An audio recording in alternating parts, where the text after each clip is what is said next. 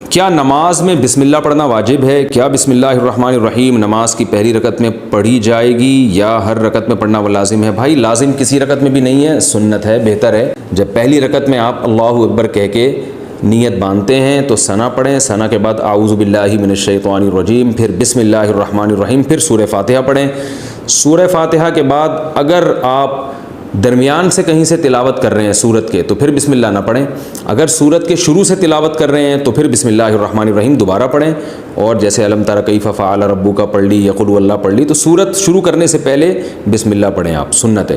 پھر جب دوسری رکعت کے لیے آپ کھڑے ہوں گے تو پھر سورہ فاتحہ سے پہلے بسم اللہ، اور پھر جب سورہ فاتحہ پڑھ کے نئی سورت شروع کریں گے تو بسم اللہ۔